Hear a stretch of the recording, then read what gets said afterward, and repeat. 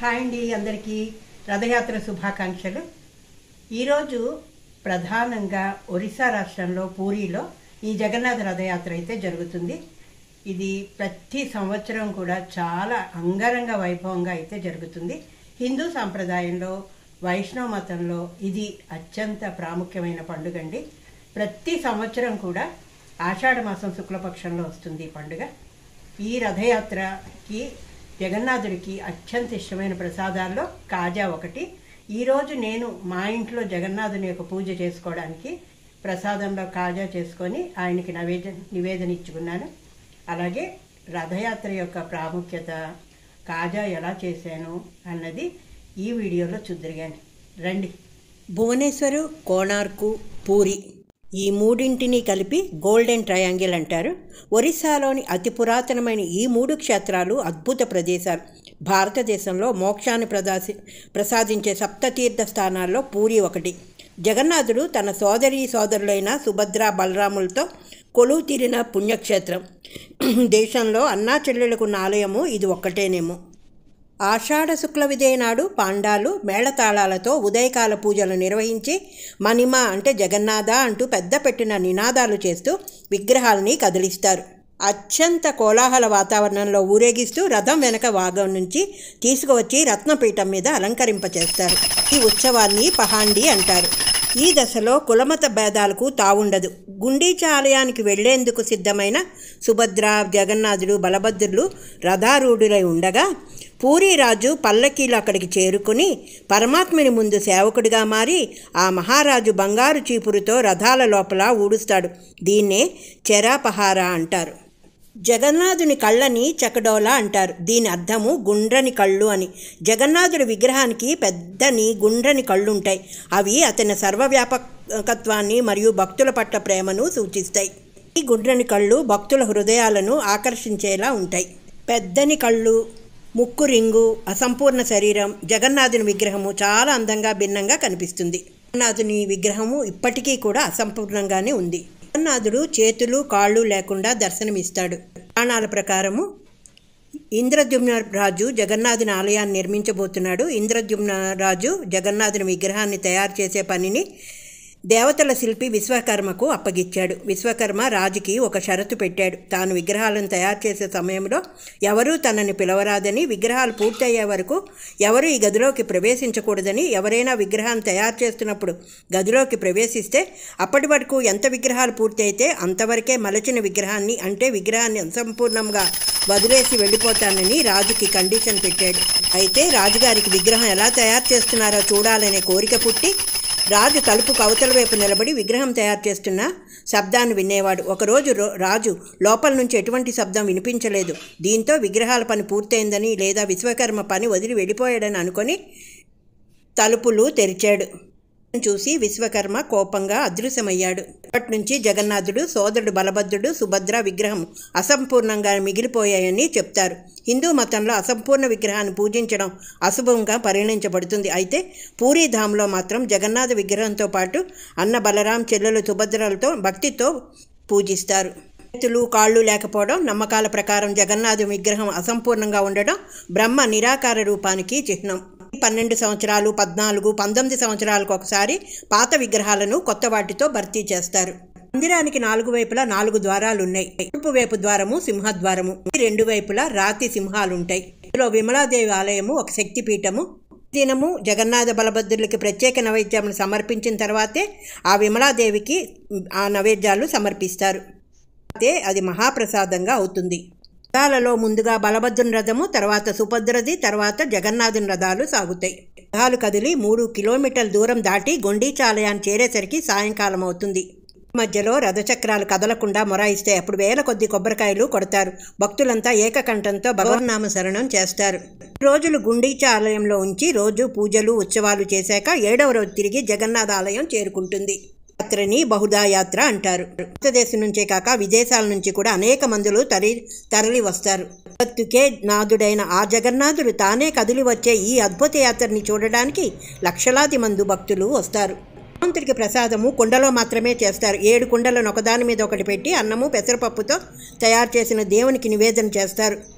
లోని ప్రసాదము ఒకేసారి విధంగా ఉడుకుతుంది. జగన్నాథుడి ప్రసాదాల్లో కాజా అత్యంత ప్రాముఖ్యత పొందింది. కాజా ప్రసాదాన్ని నేను ఎలా తయారు చేశానో ఈ వీడియోలో మీకు పొందుపరిచాను. జగన్నాథుని ఆలయ శిఖరంపై కనిపించే సుదర్శన చక్రానికి నీలచక్రము అని పేరు. క్షేత్రంలో ఏ దిక్కు నుండి చూసినా ఈ చక్రం మనవైపే తిరిగి ఉన్నట్టు కనిపిస్తుంది.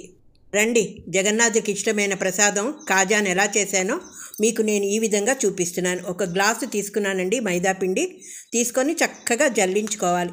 జల్లించుకొని పక్కన పెట్టుకొని ఇప్పుడు నెయ్యి ఒక స్పూనున్నర 2 స్పూన్లు తీసుకొని ఈ మైదా పిండిలో వేసి బాగా కలుపుకోవాలి. పిండి అంతా విరిగినట్టు కలపాలి. నెయ్యి అంతా శుభ్రంగా ఆ పిండిలో కలిసిపోవాలి. మనం చేతితో ముద్ద చేసినట్టయితే మనకి ముద్దలాగా వస్తే చక్కగా పిండి అంతా నెయ్యి కలిసినట్టు అర్థం. ఇప్పుడు తగినంత నీళ్లు పోసుకుంటూ చపాతీ ముద్దలాగా మనం కలుపుకోవాలన్నమాట. ఎంత బాగా మీకు ఆ పిండి విరిగితే అంత బాగా కాజాలు అయితే పొడి పొడి చక్కగా వస్తాయి, పొరలు పొరలుగా. ఇప్పుడు తగినంత నీళ్లు పోసుకొని చపాతీ ముద్దలా కలిపి ఒక అరగంట సేపు అంటే 30 నిమిషాలు దానిని నాననివ్వాలి. పైన కొంచెం నెయ్యి రాసుకోండి. నెయ్యి రాసుకొని దీన్ని మూత పెట్టి ఒక 30 నిమిషాలు అయితే పక్కన పెట్టేసుకోవాలి. పక్కన పెట్టుకున్న తర్వాత ఇప్పుడు మనం ఆ మధ్యలో పూరీకి మధ్యలో రాసుకోవడానికి ఒక 2 స్పూన్లు నెయ్యి తీసుకొని దాంట్లో వరిపిండి కలుపుకోండి. వరిపిండి కలిపి పైన చక్కగా ఈ వరిపిండి ఈ నేతిలో కలిసిపోవాలి. ఇది మళ్ళీ పక్కన పెట్టి ఇప్పుడు మనం నానిందా లేదా చూద్దాం. రండి, పిండి చూసారా? ఇప్పుడు నానిందాన్ని ఒక 2 భాగాల కింద చేసుకోండి. ఈ పూరీ ముద్దని ఒక కప్పు తీసుకున్నాను కదా, 2 పూరీలు అయితే వచ్చాయి. బాగా నలుపుకొని ఆ 2 ముద్దల్ని విడివిడిగా చక్కగా చపాతీలాగా పల్చగా ఒత్తుకోవాలి. మీరు ఎంత పలచగా ఒత్తుకుంటే మనకి ఆ కాజాలకి చక్కగా పొరలు అంత బాగా విడతాయి. నేనైతే మొదటి పూరి చక్కగా పల్చగా ఒత్తుకొని పక్కన పెట్టుకున్నాను. అలాగే రెండో పూరి కూడా పల్చగా ఒత్తుకోవాలి. 2 కలిపి ఒకదాని మీద ఒకటి పెట్టుకొని మనం ఇప్పుడు కాజాలు చేసుకుంటాం. ఒక పూరి ఒత్తి పక్కన పెట్టిన తర్వాత రెండో పూరి ఒత్తిన తర్వాత దాని మీద మనం నెయ్యి వరిపిండి రాసుకున్న మిశ్రమం ఉంటుంది కదా, ఆ మిశ్రమాన్ని పల్చగా దాని మీద రాసుకోవాలి. అలాగ ఒక పూరి మీద రాసుకొని మళ్ళీ ఇంకొక పూరి దాని మీద పెట్టి 2 పూరీలు కూడా చక్కగా ఆ మిశ్రమాన్ని అయితే మనం రాసుకోవాలి. రాసిన తర్వాత సైడ్లన్నీ కూడా కట్ చేసుకోండి. సైడ్లు కట్ చేసుకున్న తర్వాత ఆ సైడు ఉన్న ముక్కలన్నీ ప్లేట్లోకి తీసుకొని ఇప్పుడు ఈ పూరి మనం కట్ చేసి పెట్టుకున్నాం కదా, ఆ పూరీలో పైన అన్నీ కూడా ఈ కట్ చేసుకున్న ముక్కలన్నీ పరుచుకొని మనం మడుచుకుంటూ వెళ్ళాలి. పూరి ఆ మడుచుకున్న పై ప్రదేశంలో కూడా ఇప్పుడు ఈ నెయ్యిలో వేసుకున్న మనం వరిపిండి ఉంది కదా ముద్ద, అది కూడా రాసుకుంటూ చక్కగా ఒత్తుకొని దాన్ని బాగా సాగదీసుకోవాలి. ఇప్పుడు మనం పొడుగ్గా వచ్చిన దాన్ని సాగదీసిన తర్వాత కాజాల్లాగైతే కట్ చేసుకోవాలి.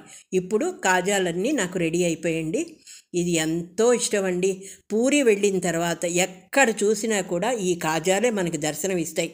పూరిలోనే కాదు, ఎక్కడ మనకి జగన్నాథ స్వామి గుడి ఉందో అక్కడ అన్ని చోట్ల కూడా ఈ కాజాలు ప్రసాదంగా మనకి అమ్ముతారు. ఆయనకి అంత ఇష్టపాత్రమైన ఆ పూరీలు ఈరోజు నేను మీకు శ్రీనివాసంలో నా ప్రసాదంగా అంటే ఆ జగన్నాథుడికి ప్రసాదంగా నేనైతే తయారు చేసుకున్నాను. కరెక్ట్గా 9 అయితే వచ్చాయండి. అసలు నేను అనుకోలేదు 9 వస్తాయి అని అనుకోలేదు. 9 అయితే నాకు కాజాలు అయితే వచ్చాయి. ఒకవేళ మా పిల్లలు కానీ రేపెల్లుండిలో వచ్చారంటే వాళ్ళకి మళ్ళీ నేను చేసి పెట్టాలి. ఎందుకంటే మా వారికి ఈ కాజాలు చాలా ఇష్టం. ఎప్పుడు పూరి వెళ్ళినా లేకపోతే ఏ జగన్నాథ స్వామి గుడికి వెళ్ళినా కాజాలు కొనుక్కోవడం అయితే మాకు ప్రీతి. చూసారా? ఇప్పుడు ఇలాగున్నదాన్ని మనం ఒక్కసారి రొట్టెల కర్ర ఉంటుంది కదా, దాంతో సాగదీసుకొని దాన్ని చక్కగా చాకుతో కట్ చేసుకొని ఆ కట్ చేసుకున్న ముక్కని ఇంకొకసారి సాగదీయాలి. కాజాలాగా మడత కాజాలాగా చక్కగా పొడుగ్గా వస్తాయి. ఇప్పుడు ఆయిల్ పెట్టుకొని మనం వాటిని దోర రంగులో చక్కగా ముందు వేసిన తర్వాత కదపకండి.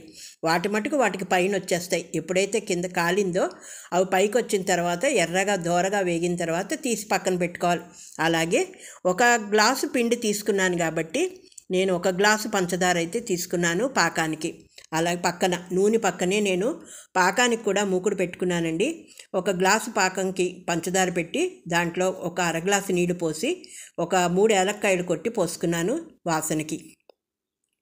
ఇప్పుడు ఆ పంచదార పాకం రావాలి, తీగ పాకం. మనకి ఇలా రెండు చేతుల మధ్య మీకు నేను చూపిస్తాను చూడండి. ఎప్పుడైతే అలా పాకం వచ్చిందో దాంట్లోకి అది తీసి మనం పక్కన పెట్టేసుకొని ఇప్పుడు వేయించి పెట్టుకున్నాం కదా, ఈ కాజాలన్నిటినీ కూడా అందులో వేసి ఒక్క 2-3 సెకండ్లు ఉంచి చక్కగా పైనుంచి కింద నుంచి కలుపుకున్న తర్వాత జగన్నాథుడికి ఎంతో ఇష్టమైన ఈ మడత కాజా రెడీ అయిపోతుంది.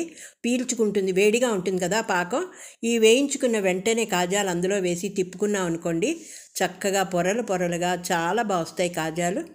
ఇదండి శ్రీనివాసంలో నేను ఈరోజు జగన్నాథుడి పూజకి చక్కగా కాజాలు అయితే నైవేద్యానికి 9 వచ్చాయి కరెక్ట్గా ఆయనకి. ఆ కాజాలను అయితే తయారు చేసి పూజ అయితే నేను మొదలెట్టాను. మీకు పూజ నేను ముందే చూపించుకున్నాను. పూజ అయ్యి ఆయన గురించి విశేషాలన్నీ చెప్పిన తర్వాత నేను ఏ విధంగా కాజాలు చేశానన్నది మీకు ఇప్పుడు చూపిస్తున్నాను. వీడియో మొత్తం చూడండి, చూస్తే కానీ మీకు అర్థం అవ్వదు.